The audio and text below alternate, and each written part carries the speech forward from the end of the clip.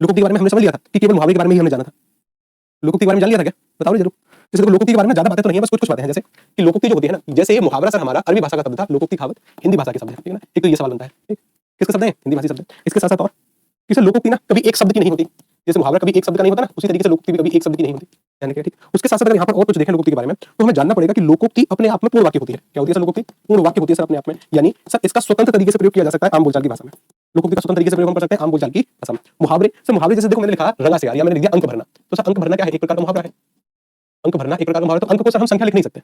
मुहावरे में आए हुए शब्दों के उनके पर्यायवाची लिख नहीं सकते, लोकोक्ति में कर सकते हैं। सर लोकोक्ति में पर्यायवाची शब्दों का प्रयोग हो सकता है कि उन शब्दों के पर्यायवाची लिख सकते हैं कि नाच न जाने आंगन टेढ़ा, जाने की जगह लिख सकते हैं नाच न आवे आंगन टेढ़ा। जाने मतलब शब्द परिवर्तित हो सकते हैं, लोकोक्ति पर कोई प्रभाव नहीं पड़ता, स्वतंत्र होती है, पूर्ण वाक्य होती है, शब्दों को परिवर्तित कर सकते हैं। हिंदी का शब्द है, एक शब्द की नहीं होती। और पहचान के तौर पर सर इसके अंत में ना नहीं आता। पहचान 99% लोकोक्ति के अंत में ना नहीं आएगा, मुहावरे में ना आता है, ठीक है ना। मुहावरे में क्या आता है? मुहावरे में ना का प्रयोग होगा, लोकोक्ति में ना का प्रयोग नहीं। लोकोक्ति आपको वैसे ही दिख जाएगी कि सर जी बहुत बड़ी लंबी चौड़ी होगी, भैंस के आगे बीन बजाना, नाच न जाने आंगन टेढ़ा। और लोकोक्ति जो होती है ना, इसके बारे में दो चार बातें और। अगर कभी भी इसका प्रयोग वाक्य में करना पड़े, अपने आप में ही वाक्य होती है ये, लेकिन फिर भी कोई जबरदस्ती से करे कहे इस लोकोक्ति का वाक्य में प्रयोग करके दिखाइए, तब सर वाक्य के आगे वाले हिस्से में इसका प्रयोग नहीं होता, बीच वाले में नहीं होता, प्रयोग करोगे तो अंत में। मुहावरे का प्रयोग वाक्य के किसी भी हिस्से में कर सकते हैं, मुहावरा वाक्यांश है, लोकोक्ति नहीं। लोकोक्ति का प्रयोग अगर होगा तो वाक्य के अंत में। जैसे एक एग्जांपल करते हैं, जैसे हमारे कंप्यूटर जी दावा करते हैं कि गुरुजी जब मैं गाना गाता हूं ना तो पूछो बहुत अच्छा गाना, बहुत अच्छा गाना, ठीक है, एकदम सिंगिंग मेरी लाजवाब है। मैं ये तो बहुत अच्छी बात है भाई, अच्छी बात है, होनी चाहिए सिंगिंग। हमारे घर पर एक फंक्शन हुआ, फंक्शन में जैसे ही मैंने कंप्यूटर जी से कहा भाई आप दावा करते थे कि आप बहुत अच्छा गाते हैं, सही मौका है गाकर दिखाओ, तो ये बोले कि ना गुरुजी अब रात हो गई है और रात में मैं गाना नहीं गाता। मैं एक सेकंड में समझ गया कि क्या अर्थ है। मुझे पता चल गया कि इनको गाना वाना कुछ नहीं आता, ये तो ऐसे ही बोल रहे हैं, बिल्कुल ऐसे ही बोल रहे हैं। तो तब मैंने इनके लिए ना एक कहावत का प्रयोग वाक्य में किया। वाक्य में कैसे किया? मैंने कहा कंप्यूटर जी दावा करते थे कि वह गाना गा सकते हैं। हमारे घर पर फंक्शन होने के दौरान जब उनसे गाना गाने के लिए कहा गया, तब उन्होंने ये कहा कि रात को मैं गाना नहीं गाता। इसी को कहते हैं नाच न जाने आंगन टेढ़ा। इसी को कहते हैं नाच न जाने आंगन टेढ़ा। तो इस कहावत का प्रयोग ना तो मैंने वाक्य के शुरू में किया, ना मैंने बीच में किया, मैंने सबसे अंत में प्रयोग किया कि इसी को कहते हैं नाच न जाने आंगन टेढ़ा। ध्यान रखना, लोकोक्ति का प्रयोग अगर वाक्य में होगा तो आखिर में, मुहावरे पर बाध्यता नहीं है। मुहावरे का प्रयोग किसी भी हिस्से में कर सकते हो, वाक्यांश उसको कहते हैं, ठीक। और सर और कोई जानकारी इसके बारे में? और तो कोई खास जानकारी नहीं है, बस यही जानकारी निकल कर आती है कि सर हिंदी का शब्द एक शब्द का नहीं होगा, पूर्ण वाक्य होता है, स्वतंत्र तरीके से प्रयोग कर सकते हो। पहचान ना नहीं होती, यानी वाक्यों में, वाक्य में अगर प्रयोग होगा तो इसका तो यह है अंत में प्रयोग होगी। एक लोकोक्ति का अर्थ भी, लोकोक्ति का अर्थ होता है सर लोक, लोक की उक्ति, उक्ति कहते हैं सर कथन को, यानी सर लोक का कथन, और लोक का अर्थ होता है संसार। सर संसार के जो कथन प्रचलित है ना उन्हें कहते हैं लोकोक्ति। लोक मतलब मैं इस लोक में फंसा हुआ हूं, यानी इस संसार में फंसा हुआ हूं। लोक की उक्ति को क्या कहते हैं? लोकोक्ति। ध्यान रखना, विकल्प क्रमांक 1, ठीक है ना। ओहो आज का दिन ही खराब है, उल्टा पुल्टा हो रहा है। क्यों भाई उल्टा पुल्टा क्यों करो? सीधा सीधा करो, कोई उल्टा पुल्टा नहीं करेगा भाई, ठीक है ना। दिन को अच्छा बनाओ, ठीक, कोई उल्टा पुल्टा नहीं। इस वाले सवाल का उत्तर बताओ मुझे, इस वाले सवाल का उत्तर क्या होगा? इसे लोक में प्रचलित उक्ति जिसका मूल अर्थ बना रहता है और स्वतंत्र रूप से उसका प्रयोग भी किया जाता है, दिए गए विकल्पों में से सही उक्ति का चयन करें। क्या कहते हैं उसको? क्या कहते हैं उसको? क्या कहते हैं उसको? बताओ क्या कहते हैं उसको? कि सर जी हम यहाँ पर देखें कि लोक में प्रचलित उक्ति है जिसका मूल अर्थ बना हुआ होता है, यानी वह पूर्ण वाक्य होती है, अपने अर्थ में होती है, लोकोक्ति कहते हैं उसको। विकल्प क्रमांक 1, विकल्प क्रमांक 1। एक और सवाल कि युवकों को डैश होने पर विवाह करना चाहिए। भाई से विवाह तो जब घर वाले कहें तुरंत सबसे पहले हाँ करो कि हाँ हम करेंगे विवाह। अगर आपसे घर वाले बोल रहे हैं कि लाला की लाली, हमारे यहाँ लाला लाली बोलते हैं, छोटा छोटी बोलते हैं, कि बेटा बेटी क्या आपका विवाह कर दें, तो तुरंत उस जगह से मुस्कुराकर भागना है। घर वालों को संकेत मिल जाएगा कि लड़का या लड़की तैयार है। लड़कों से तो कोई पूछने वाला नहीं है, अगर पूछ रहा है तो चुपचाप से वहां से हंसकर भाग जाओ, ठीक है ना।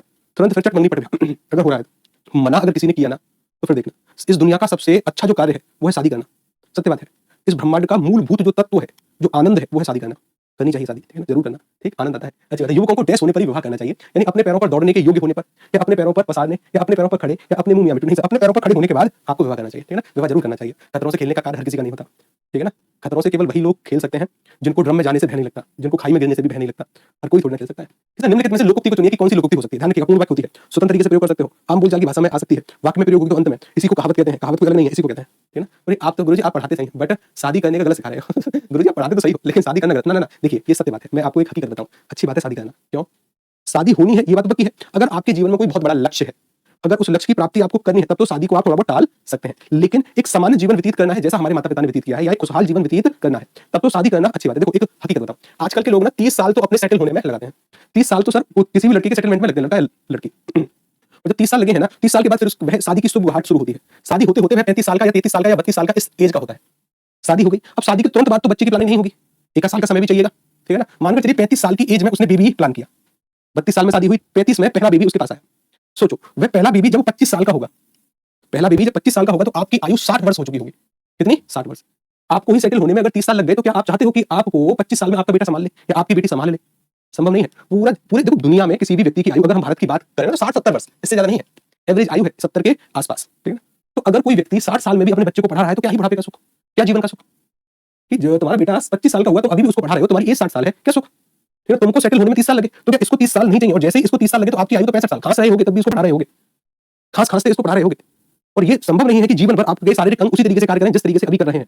अगर विवाह करना है, देखो अगर आपको ये श्योर है कि भाई मुझे समाज के लिए कार्य करना है तब तो विवाह मत करिए। अगर आप ये मानकर बैठे हैं कि भाई हम विवाह करेंगे तब तो ज्यादा लेट भी नहीं, ये सही समय है विवाह का, 25 से 27 साल। ठीक है ना, हमारी खुद की शादी 23 साल में हो गई थी क्योंकि हमारे पिताजी ज्ञानी हैं, जानते हैं। ठीक है ना, मैं भी आपको सत्य बोल रहा हूँ कि अगर आप अपने बच्चे को 60-65 साल की आयु में पढ़ा रहे हो, क्या कर रहे हो फिर आप? ठीक, ऐसा नहीं करना है, सही समय पर शादी करनी है। अगर शादी करनी है तो, नहीं करनी है तो वो एक अलग बात है। माता पिता अगर शादी के लिए बोल रहे हैं चुपचाप से शर्मा कर भागो वहां से, ठीक है ना, चुपचाप शर्मा कर भागो वहां से, और वही आपका एक संकेत उनको आंसर दे देगा। चलिए, अच्छा चलिए आगे चलते हैं। निम्नलिखित में से लोकोक्ति को चुनिए। लोकोक्ति कौन सी है? कि अंधे की लकड़ी, देखो इसका पूरा रूप उसने लिखा नहीं, जिस किसी के भी अंत में ना होता है सर ये तो मुहावरा होगा, ये बात तो पक्की है, लेकिन इसका शुद्ध रूप होता है ये अंधे की लकड़ी होना। ठीक है ना, ये एक प्रकार का मुहावरा है। अद जल गगरी छलकत जाए, इसके अंत में ना नहीं आएगा, ये एक प्रकार की लोकोक्ति है या फिर आप इसको कहावत कह सकते हो। ये मुहावरे ऊपर वाले। सर जी मेरी तो अभी 23 साल है, बच्चे हुए हो 1-2 साल और। ठीक है ना, खातून जी ने कहा कि गुरुजी मैं तो 21 साल की हूँ। ठीक है, थोड़ा बहुत समय मतलब अभी पढ़ाई के लिए दो, जब 25 साल के आसपास के नहीं होते, लेकिन फिर भी सही समय पर शादी। ज्यादा अगर करनी है तो फिर लेट ही क्यों करना? ठीक है ना, हमारी भी तो शादी बहुत जल्दी हुई थी, 23 साल का था मैं, 22 साल का होकर 23वें साल में लगा था। लेकिन ये बात सत्य है कि मेरे पास उस समय गवर्नमेंट जॉब थी। 19 साल में मेरे हाथ में गवर्नमेंट जॉब थी जब मैं 19 साल का हूँ। सबसे पहली जॉब थी CISF 19 साल में ही। बस जैसे ही 12th कंप्लीट हुई, 12th कंप्लीट होने के बाद थोड़ी बहुत तैयारी सी करी, 2 महीने पहले फिजिकल था, फिजिकल भागते भागते दे आए, टेस्ट दिया, पास हो गए, पहली जॉब लग गई। 19 साल में जॉब थी हाथ में। उसके बाद धीरे धीरे फिर और भी सिलेक्शन हुए, कई सिलेक्शन हुए। एक अच्छी पोस्ट से रिजाइन देने के बाद मैं यहाँ पर हूँ। अच्छी मतलब एक बहुत अच्छी पोस्ट से रिजाइन देने के बाद यहाँ पर हूँ। ठीक है, तो कोई दिक्कत वाली बात नहीं है। आपको देखो शादी करना कोई बात नहीं है, और शायद हमारा जो सिलेक्शन हुआ है जिस मुकाम पर अभी हम आज है ना, शायद हमारी धर्मपत्नी की वजह से है। आप अकेले की थोड़ी ना मेहनत होती है, बस पार्टनर समझने वाला होना चाहिए। पार्टनर समझने वाला है, ठीक है, जरूर करिए, लेकिन पार्टनर ऐसा नहीं कि आपको कोर्ट के चक्कर लगवाए। ठीक है ना, ऐसा नहीं, ऐसा हुआ तब तो थोड़ी बहुत दिक्कत आएगी पढ़ने में आगे। अक्ल पर पत्थर पड़ना, ये एक प्रकार का मुहावरा है, अंत में ना का प्रयोग हुआ है। जैसे अक्ल पर पत्थर पड़ना यानी मूर्ख बन गए हैं क्या, अपमानजनक बात कह दी है, बुद्धि भ्रष्ट हो गई है, या बेफिक्र हो गए। विकल्प क्रमांक सी, बुद्धि का भ्रष्ट हो जाना। ठीक है, तो मुझे आपसे बात करनी है स्टडी के बारे में, प्लीज तुरंत टेक्निकल नंबर पर कॉल करिए। अगर उनके द्वारा वह समस्या सॉल्व होती है तब तो ठीक है, अन्यथा उनको जेन्युइन समस्या बताने का प्रयास करना, वह जानकारी मुझ तक आ जाएगी। ठीक है ना, चलिए किसा अंगूठा दिखाना। लो अंगूठा दिखाना, इसका मतलब क्या होगा? अच्छा यहाँ पर विकल्प क्रमांक डी, विकल्प क्रमांक डी में है गई भैंस पानी में। कि गुरुजी हमारी भैंस पानी में जा रही है, रोको इसको। ठीक है ना, गई भैंस पानी में, या लुटिया डूब गई गुरुजी, लुटिया डूब गई, लुटिया डूब गई गुरुजी। ठीक है, तो इसका उत्तर क्या होगा? अंगूठा दिखाना। अंगूठा दिखाने का मतलब है कि लो भाई धोखा दे दिया, कि लो अंगूठा दिखा दिया, इसे बोलते हैं धोखा देना। ठीक है, अच्छा एक और सवाल देखो, अंडे सेना। अंडे सेना मतलब सेने का मतलब सेकना या सेना। ठीक है ना, इस मुहावरे का क्या है कि सर मुर्गी के चूजों के ऊपर बैठना, हम अंडे को से रहे हैं। लक्षणा शब्द शक्ति होती है सर मुहावरे के अंतर्गत, यानी समान शब्दों के अर्थ में उत्तर नहीं आता। अंडे हैं तो मुर्गी वाला कोई उत्तर नहीं होगा। स्वावलंबी हो रहे हैं, स्वार्थ सिद्ध कर लिया है, घर में बेकार बैठना। अंडे सेना मतलब, अंडे सेना मतलब घर में बेकार बैठे रहना। विकल्प क्रमांक डी इसका सही उत्तर होगा। ये तो स्वावलंबी होना बिल्कुल नहीं, स्वार्थ सिद्ध कर रहे हैं बिल्कुल नहीं, घर में बेकार बैठे हैं, अंडे से रहे हैं, घर में बेकार बैठे हैं। ठीक है ना, इसको बोलते हैं विकल्प क्रमांक डी। अगला सवाल देखिए, अरण्य रोदन। अरण्य कहते हैं जंगल को, अरण्य रोदन। अरण्य रोदन इस मुहावरे का स्पष्ट अर्थ व्यक्त करिए, क्या होगा जी इसका स्पष्ट? अरण्य रोदन करना, वह गीत गा रहे हैं क्या, कैसे निरंतर निवेदन कर रहे हैं, या निरर्थक ही है कोई कार्य, या बेसुरा गायन कर रहे हैं। सर जी ये तो अरण्य रोदन करना एक तरीके से बोलने से संबंधित है, तो सर यहाँ पर बेसुरा गायन तो नहीं होगा, समान शब्दों के अर्थ में उत्तर नहीं आता कि सर वह गीत गा रहे हैं, बिल्कुल नहीं, निरंतर निवेदन करना नहीं, कोई निरर्थक बात है, यानी बेकार की बात है कोई, जिसका ना कोई सिर है ना कोई पैर, अरण्य खामखा। विकल्प क्रमांक सी इसका सही उत्तर होगा निरर्थक, यानी जिसका कोई अर्थ ना हो उसे कहते हैं अरण्य रोदन, जिसका कोई शाब्दिक अर्थ या जिसका कोई मूल अर्थ ना हो। ठीक, विकल्प क्रमांक सी। अगला सवाल देखो, मुहावरों से आपके बहुत सवाल गलत हो रहे हैं, क्या क्या बात है? प्रैक्टिस नहीं कर रहे क्या? प्रैक्टिस से मेरा मतलब ये है कि आपके नोट्स वाले सेक्शन में ना एक तो मुहावरे की फाइल है, मुहावरे की फाइल होने के साथ साथ ये लोकोक्ति वाली फाइल है एक। ठीक है ना, ये लोगों कि भाई रानी रूठेगी तो अपना सुहाग लेगी, ये लोकोक्ति है। इसका मतलब है मालिक नाराज होगा तो नौकरी से निकाल सकता है। मैं अच्छा एक बहुत बड़ा कमेंट है, सर हिंदी कब खत्म होगा, सर हिंदी कब खत्म होगा? हे भगवान, देखो इतना प्रेशर मत डालो रे, पढ़ लो चुपचाप। ठीक है, अगर इतना प्रेशर डालोगे ना तो फिर हिंदी को फिर हम भी प्रयास करेंगे कि जल्दी से जल्दी खत्म करें। ठीक है, इतना प्रेशर मत डालो, चुपचाप से पढ़ते रहो। ठीक है, कुछ समय के बाद हिंदी खत्म होगी, बस मुश्किल से 10 क्लास तो दे दो बस मुझे। राम की माया कहीं धूप कहीं छाया, प्रकृति के अनेक रूप एक ही समय में दिखाई देना, राम नाम जपना पराया मान अपना, यानी ऊपर से ईमानदार अंदर से ठग। ठीक, ये सारी की सारी लोकोक्ति है और आधी से ज्यादा आपको पता है। जैसे शेर को सवा शेर, ये सभी को पता होती है कि एक से बढ़कर एक मिलना, या हंसा तेज हो गए कागा भय दीवान, सभी को पता है। यानी भले लोगों के स्थान पर बुरे लोगों के हाथ में सत्ता है, हथेली पर सरसों नहीं होती, यानी शीघ्रता से कोई काम नहीं होता। ठीक, इन सभी को पढ़ना है। इस वाले सवाल का उत्तर बताओ कि अरण्य रोदन मतलब सर निरर्थक कोई कार्य से संबंधित होगी। जोर जोर से रोना, जोर जोर से रोना कभी अर्थ नहीं होगा। जंगल में चुपचाप रोना कभी अर्थ नहीं होगा, कभी अर्थ नहीं होगा, यानी व्यर्थ में अपनी विपदा सुनाना। विकल्प क्रमांक डी, डी इसका। ठीक ठीक, अंगार सिर पर रख लेना, दिए गए विकल्पों में से मुहावरे का सही अर्थ स्पष्ट करिए। अंगार सिर पर रख लिए हैं, कहने का मतलब विनाशकारी बन गया हूं क्या, मरने के लिए उद्यत हो गया हूं, यानी उद्यत मतलब तैयार, दूसरों को डरा रहा हूं, या कठिन विपत्ति सह रहा हूं। अंगार सिर पर धरना इसका मतलब क्या है कि कठिन विपत्ति सहना। विकल्प क्रमांक डी। ठीक, विकल्प क्रमांक डी इसका सही उत्तर होने वाला है। ठीक, अगला सवाल, जैसे मैंने कहा अपने मुंह मियां मिट्टू बन जाना। अपने मुंह मियां मिट्टू कहने का मतलब खुद की तारीफ खुद ही कर रहा है, अपने मुंह मियां मिट्टू है, अपनी प्रशंसा स्वयं कर रहा है। ठीक, किसी अपनी प्रशंसा स्वयं करना बिल्कुल ठीक है, अपना मतलब निकालना अत्यधिक प्रिय होना नहीं, अपने बहुत समय के बाद देखना कुछ नहीं। किसी अपने मुंह मियां मिट्टू बनने का शाब्दिक अर्थ होता है किसी स्वयं की प्रशंसा खुद ही करते रहना।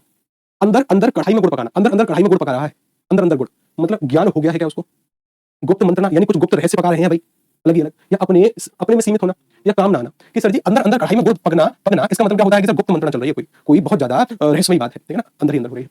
अवांछित संवाद, यानी अवांछित मतलब जिस संवाद की कोई आवश्यकता ही नहीं थी, चाह ही नहीं थी, वांछित मतलब चाह। ठीक है ना, अच्छा अवांछित संवाद, इसका उपयुक्त मुहावरा क्या होगा? इस उपयुक्त के ना 2-3 अर्थ होते हैं, कैसे मतलब इसी से संबंधित बहुत सारे शब्द होते हैं। एक शब्द होता है उपरोक्त, ठीक है ना, एक शब्द होता है उपयुक्त जो कि शब्द लिखा है, एक शब्द होता है उपयुक्त क्या होता है उपयुक्त। इनके बारे में पहले भी बातचीत करी। उपयुक्त जैसा कोई शब्द नहीं होता हिंदी में, कहीं आ जाए तो वाक्य गलत करना है। इस उपयुक्त का शब्द होता है उचित, यानी इस वाले सवाल का अर्थ है कि हमें इसका उचित मुहावरा बता दो। उपयुक्त का अर्थ होता है ऊपर लिखा हुआ, इसका मतलब क्या होता है ऊपर लिखा हुआ, इसका मतलब होता है ऊपर। वैसे तो मूल रूप से ऊपर, लेकिन निम्नलिखित का विलोम होता है। निम्नलिखित का मतलब होता है नीचे लिखा हुआ, कि निम्नलिखित प्रश्न का उत्तर दो, यानी जो प्रश्न नीचे लिखा है उसका उत्तर दो, इसी का विलोम होता है उपयुक्त। निम्नलिखित का विलोम शब्द ये होता है, ठीक। कि सर अवांछित संवाद, सिर खपाना, सिर खाना, सिर नीचा होना, सिर पड़ना। कि सर जी सिर पड़ने का मतलब है कि खामखा व्यर्थ की बात करना, व्यर्थ उलझना, ठीक। सिर नीचा होना अर्थात लज्जित होने से संबंधित है।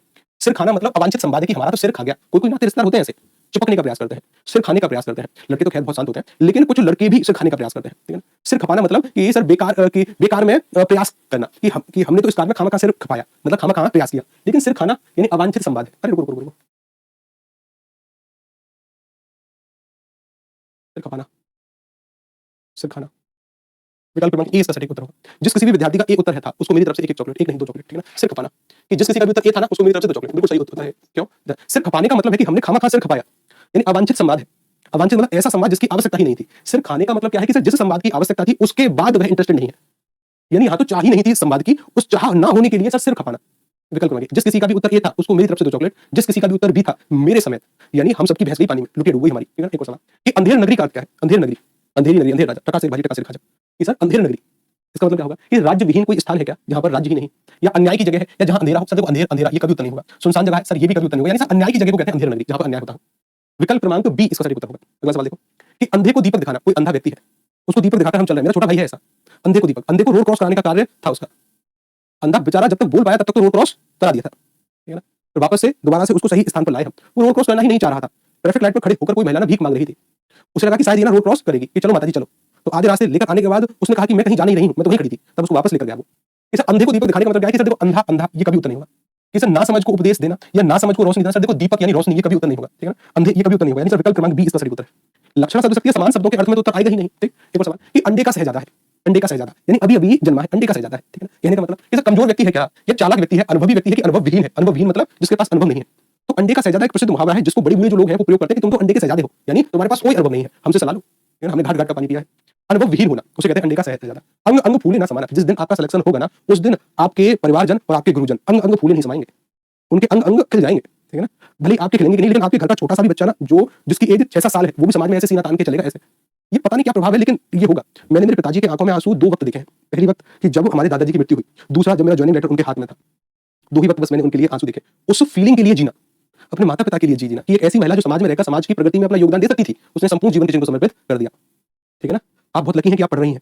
आपकी माता यानी एक जनरेशन पहले की बात दे देखो, पढ़ने तक का मौका नहीं था, ठीक है ना। उन्होंने पूरा जीवन किसी को समर्पित किया। आपकी नैतिक जिम्मेदारी बनती है कि उन बूढ़ी आंखों को इस पूरे ब्रह्मांड की सर्वश्रेष्ठ खुशी प्रदान करना। भले आप अफोर्ड करें या नहीं, लेकिन ऐसी चाह होनी चाहिए कि सर मेरी ऐसी चाह है कि इस पूरे ब्रह्मांड की जो सर्वश्रेष्ठ खुशी है ना वो देना। जिस समय आप उन्हें अपना ज्वाइनिंग लेटर दोगे ना, मैं गारंटी के साथ स्टैम्प पर साइन कर रहा हूं, उस दिन उनकी आंखों में आंसू होंगे, रोएंगे वो, और उस समय उनको रोल लेने देना चाहिए।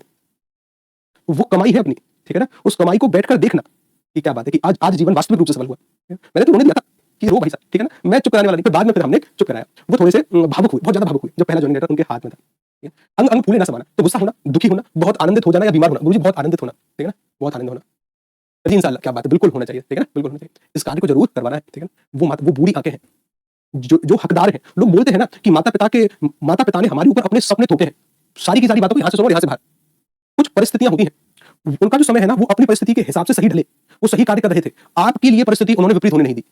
आपके लिए उन्होंने जी जान लगाकर, चाहे वो कैसे भी लाएं, कहीं से भी लाएं, लेकिन कर रहे हैं। भले ही आपको ताना मार मार कर पैसे दे रहे हैं, लेकिन उनका मन गवाह है कि उन्होंने फीस के पैसे किस तरीके से दिए होंगे, या कहीं आप बाहर रहकर पढ़ रहे हैं तो किस तरीके से वो पैसे जुगाड़ कर आपको दे रहे होंगे, ये उनका मन जानता है। क्योंकि हम सभी ज्यादा धनी परिवार से नहीं है, हम सभी लोग एक मध्यम वर्गीय परिवार से हैं, बल्कि मध्यम से भी और नीचे। तो हमारी नैतिक जिम्मेदारी बनती है कि उन बूढ़ी आंखों को कुछ क्षण खुशी के आंसू प्रदान करना।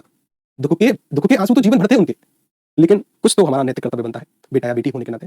अंगारों पर पैर रखना, मूर्ख होना, समझदार होना, नुकसान होना कि जोखिम मोल लेना। क्योंकि अंगारों पर पैर रखना इसका मतलब क्या है, जोखिम मोल लिया है। विकल्प मांगे, ठीक। यदि हम महाभारत चल रही है तब तो जी ठीक है, कुछ तो चलना चाहिए। मुझे इमोशनल कर दिया आप, जरूरी है, ठीक है ना, जरूरी है इमोशनल होना, ठीक है ना।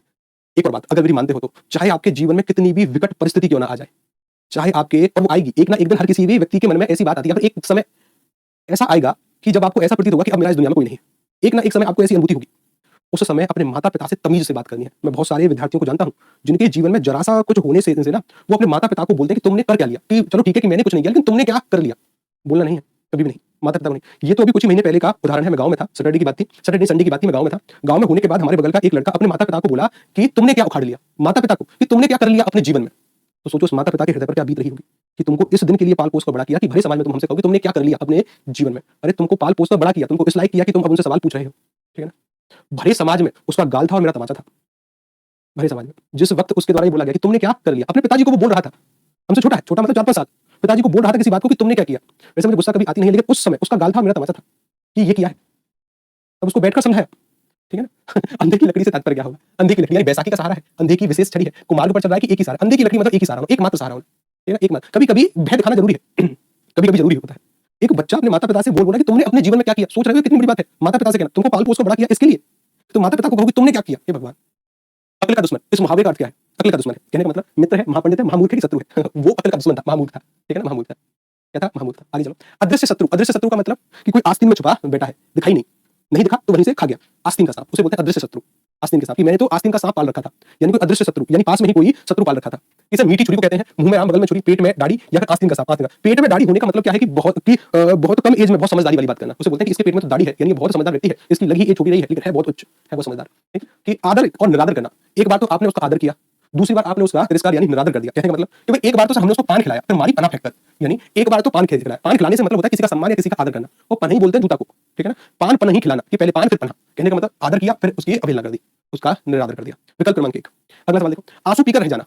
आंसू पीकर रह गए, आंसू पीकर, कहने का मतलब आंसू बहने देना। सर ये उतना नहीं होगा, ये शब्द रिपीट नहीं हो सकते। लक्षणा शब्द शक्ति मुहावरों में, लोकोक्ति में लक्षणा शब्द शक्ति कभी कभी निहित होती है, कभी कभी नहीं, समानता नहीं होती। लोकोक्ति में ये नियम लागू नहीं होते, ठीक है ना, मुहावरे में होते हैं। मुहावरे में समान शब्दों में अर्थ नहीं आता। जैसे अन्न के अभाव में आंसू, बिल्कुल नहीं। जैसे गुस्सा होना, चुपचाप दुख सहना, कि आंसू पीकर रह जाना, कि गुस्सा होना कि चुपचाप दुख सहना। सर जी चुपचाप दुख सहना। अगला सवाल, आदमी बनना। आदमी बनना मतलब कि सर किसी अन्य जीव का आदमी में परिवर्तन। आदमी आदमी ये नहीं होगा, ये नहीं होगा, ये नहीं होगा, ठीक है ना, ये होने वाले नहीं है। अच्छा व्यवहार सीखना, इसको बोलते हैं आदमी बनना। अच्छा व्यवहार सीखना, इसका मतलब क्या है? विकल्प क्रमांक सी सर इसका उत्तर होगा। ठीक, डी क्या होगा इसका उत्तर? एक बार सवाल देखो, आंख खुलना, इसका मतलब क्या होगा कि सर जी ये कभी नहीं होगा चाहे कुछ भी हो, कि उसकी आंख खुल गई है। कहने का मतलब उसको ज्ञान हो गया, लज्जा दूर हो जाना, भ्रम में पड़ना कि ज्ञान हो जाना। आंख खुलना मतलब कि भाई चलो अब उसको ज्ञान हो गया, अब उसकी आंख खुल गई, ठीक है ना, अब उसकी आंख खुल गई। कमेंट बॉक्स में लड़ाई चल रही है, लग रहा है मुझे। एक और सवाल देखो कि आंख लगने का मतलब क्या होता है? आंख सर कुछ भी होता हो कि अच्छा किसी के प्रति आकर्षित होना, इशारा करना, धोखा देना कि भाई नींद आ जाना। आंख लग गई यानी उसको थोड़ी सी नींद आ गई है, ठीक है ना, आंख लग गई यानी नींद आ गई है। विकल्प क्रमांक डी, आंख लगना यानी थोड़ी सी नींद आ जाना उसको। अगला सवाल देखो, आंख का पानी ढलना। आंख का पानी ढलना मतलब कि सर जी बहुत क्रोधित कर रहा है, निर्लज्ज हो गया, बुढ़ापा आ गया है कि मर जाना। आंख का पानी ढल जाना, अगर आपके सामने कोई आपके माता पिता को कोई अपशब्द बोलकर चला जाए और आप कुछ भी ना करो, तो सामान्यतः आस पड़ोस के लोग कहेंगे कि तुम्हारी आंखों का पानी सूख गया है क्या, ढल गया है क्या, कि तुम्हारे सामने कोई तुम्हारे परिवार जन को कोई उल्टा सीधा बोलकर चला गया। इसका मतलब कि सम्मान खत्म हो गया है क्या? आंखों का पानी ढल जाना यानी निर्लज्ज हो जाना, कि तुम निर्लज्ज हो गए, सम्मान नहीं रहा। अच्छा, निम्नलिखित 4 विकल्पों में से उस विकल्प का चयन करें जो दिए गए मुहावरे का सही अर्थ व्यक्त करता है। आंख का काजल, ओ भाई साहब, तुम सब हमारी आंख के काजल हो, तुम सब हमारी आंख के काजल हो, आप सभी लोग हमारी आंखों के काजल हो। मतलब हालांकि काजल मैंने लगाया नहीं है, शादी पर जबरदस्ती किसी ने लगा दिया था, भाभी जी ने, उसके बाद तो नहीं, उसके बाद नहीं, ठीक है ना। कि भाई सुंदर, अत्यंत प्रिय या दर्द देने वाला की गहरा, कि भाई सुंदर या अत्यंत प्रिय या दर्द देने वाला या गहरा। तो आंख के काजल का मतलब होता है अत्यंत प्रिय, आप हमें अत्यंत प्रिय है, ठीक है ना। अगला सवाल देखो, आंख नीची होना। आंख नीची होना मतलब जब उसको थप्पड़ पड़ा ना और जब उसको समझाया तब उसने अपनी आंखें नीची कर ली।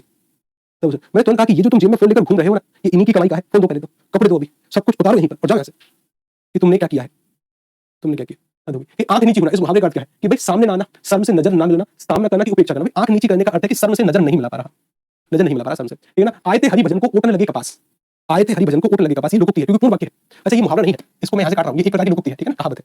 यानी हरि भजने को आए थे कि चलो भाई सुबह सुबह उठ करना हरि भजन, ओटन लगे कपास, जो रजाई होती है रजाई, इस समय रजाई सर्दियों में बड़ी प्रिय होती है, ठीक है ना, को हम ओढ़ कर सोते हैं, और रजाई में भरी होती है कपास यानी रुई।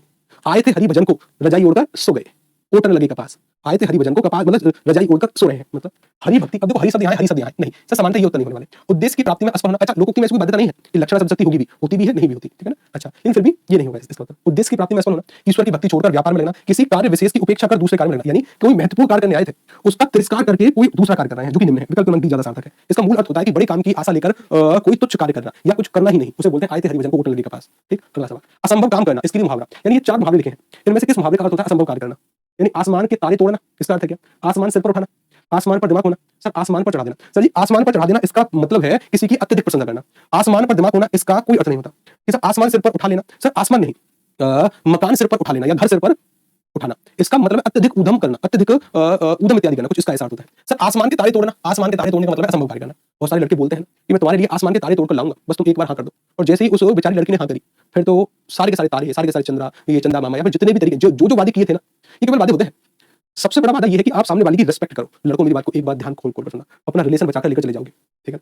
कोई भी लड़की जिस समय कुछ कह रही है चुपचाप से सुनना है बस उसको, ठीक है ना। लड़कियों की डिमांड नहीं होती कि हाय हाय तुम उसकी कही गई बात को ही मानो ना, लेकिन जिस समय वो कह रही है ना उस समय थोड़ी चुभने वाली बात भी हो सकती है, चुपचाप से उसको सुनना है बस, ठीक है। लड़कियों की डिमांड भी नहीं होती 5 मिनट के बाद वही आपसे कहेंगे कि नहीं ये गलत है, वैसा ही करो जैसा तुम्हें ठीक लगे। वो खुद बोलती है। बस उस समय जिस समय वो कुछ कह रही है चुपचाप से सुनना है।